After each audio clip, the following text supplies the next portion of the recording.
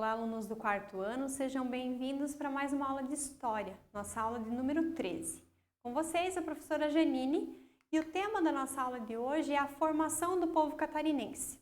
Os objetivos da nossa aula são conhecer a formação da população catarinense, identificar os grupos étnicos que participam ou participaram do povoamento do estado.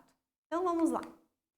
Vocês lembram que na aula passada a gente falou um pouquinho do surgimento e da formação do território catarinense? Então, nós precisamos começar falando do povoamento de quem já morava, já morava aqui, que eram os índios. Lembram que quando chegaram as primeiras embarcações portuguesas, eles encontraram índios aqui nas terras catarinenses? Então, eles também fazem parte da formação da população catarinense. Aqui, então, nós tínhamos das tribos Caigangue, Guarani e Xoclém.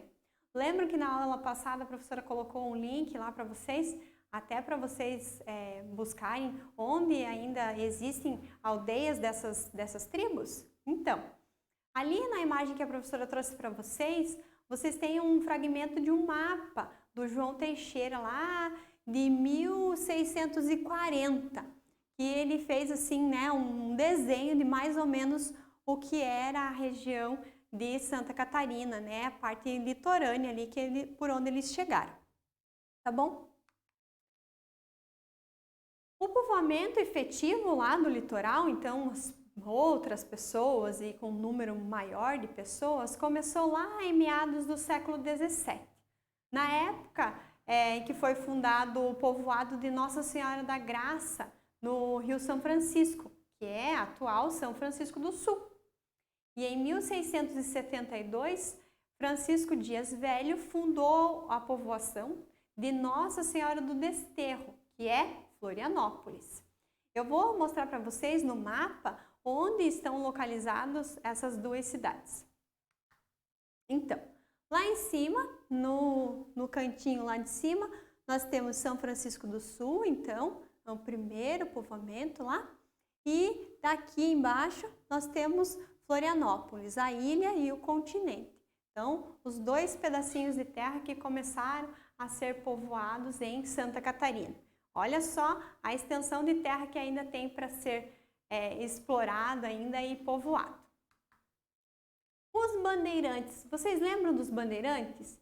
Que eles iam explorando as terras e demarcando essas terras com bandeiras e por isso eram chamados de bandeirantes? Então, eles também fizeram parte desse povoamento.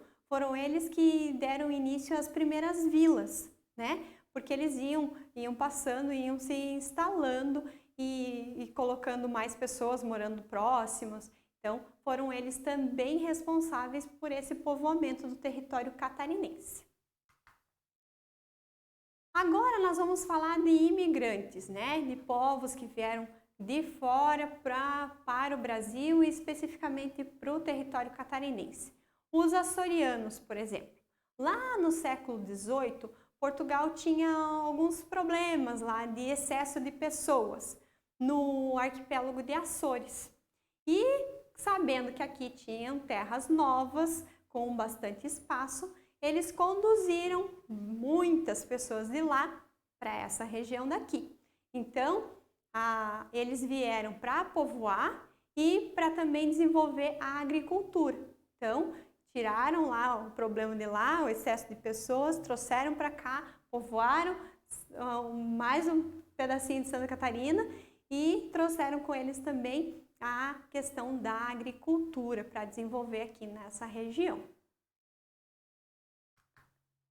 Os alemães, que também vieram para cá, são os grupos que foram trazidos para o Brasil e também para Santa Catarina.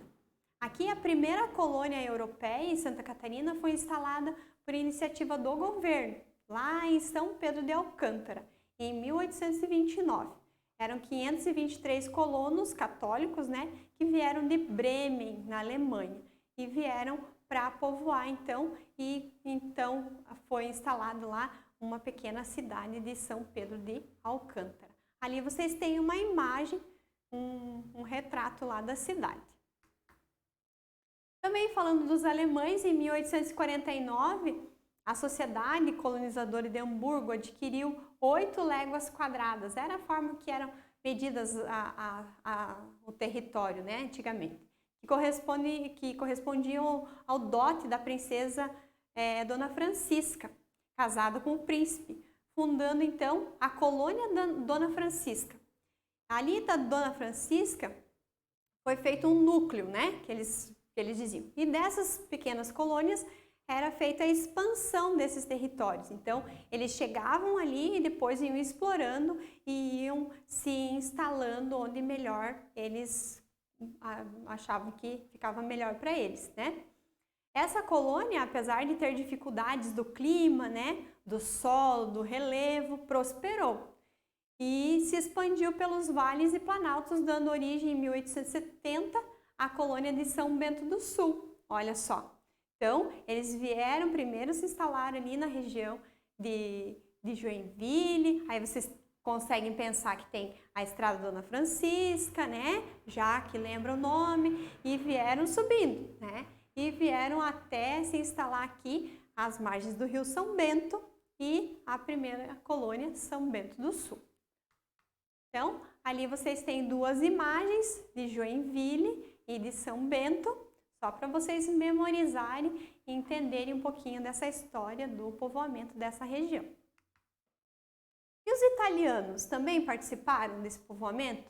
Sim, também um grupo bem importante. A fundação da colônia Nova Itália, que é a atual São João Batista, lá em 1836, no Vale do Rio Tijucas, com os imigrantes que vieram da ilha de Sardenha. Então, para vocês localizarem no mapa onde é São João Batista, aí fica lá, ó, pertinho, né, mais próximo de Florianópolis, um pouquinho mais para dentro do mapa, aí nós temos São João Batista. Então, lá quem colonizou, né, a maior parte da população lá de origem é italiana. Falando de italianos ainda, em decorrência de um tratado firmado em 1874 entre o governo imperial brasileiro e Joaquim Caetano Pinto Júnior, foram fundadas então a partir de 1875 as cidades de Rio do Cedro, Rodeio, Ascurra e Apiúna. Ficavam ali perto da colônia Blumenau. Depois, Porto Franco, que é a atual Botuverá, e Nova Trento, lá pertinho de Brusque. E em 1877, funda-se a colônia Luiz Alves, no Vale do Itajaí-Açu. E implantou-se no Vale do Rio Tubarão os núcleos de Azambuja, Pedras Grandes e 13 de Maio. Lá no Vale do Uruçanga, ali as cidades de Acioli de Vasconcelos, que é a atual Cocal, e Criciúma. Para que vocês entendam e consigam visualizar um pouquinho toda essa movimentação, a professora trouxe para vocês esse mapa, que vocês conseguem identificar então as colônias e a propagação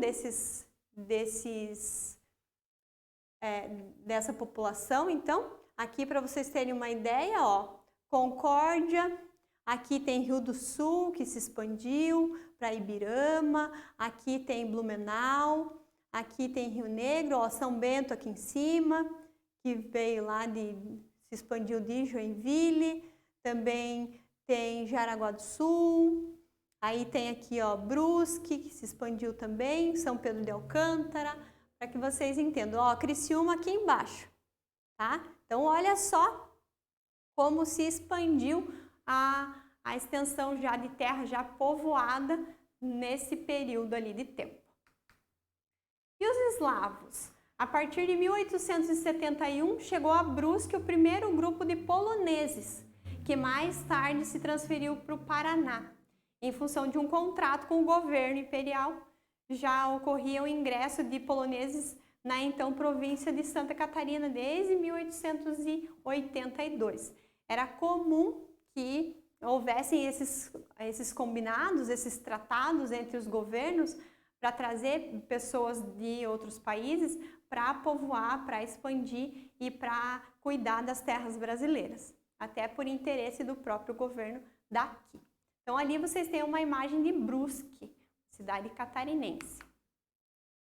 Falando ainda dos eslavos, a partir de 1889, novas levas de imigrantes poloneses e russos chegaram ao sul de Santa Catarina, nos vales dos rios Uruçanga, Tubarão, Mãe Luísa e Araranguá. E outras levas, outros grupos, foram para os vales do rio Itajaí e Itapocu e em São Bento do Sul. Veja só.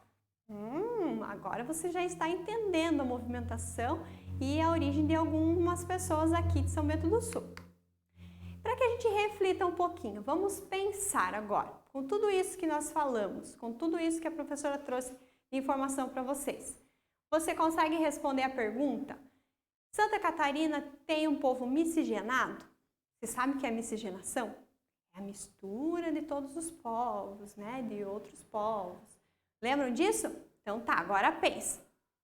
Vamos pensar nessa questão ali. E outra, os imigrantes mudaram a paisagem natural e os costumes locais?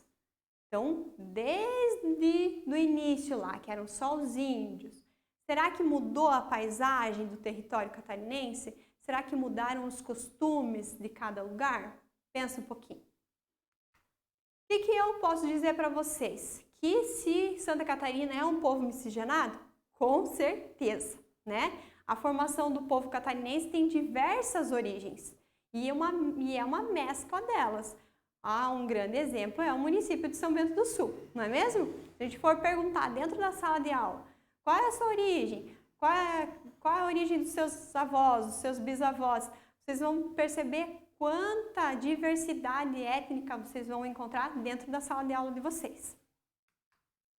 E sobre a mudança da paisagem dos costumes, a paisagem natural foi modificada com certeza, Pelas construções, pela implantação da agricultura, Porque para sobreviver aqui era preciso produzir, cultivar, para cuidar dos animais, era preciso ter alimentação para eles, ter espaço para cuidar desses animais. As construções, a gente viu na última aula como algumas cidades têm a cara de outros lugares, têm características de outros lugares.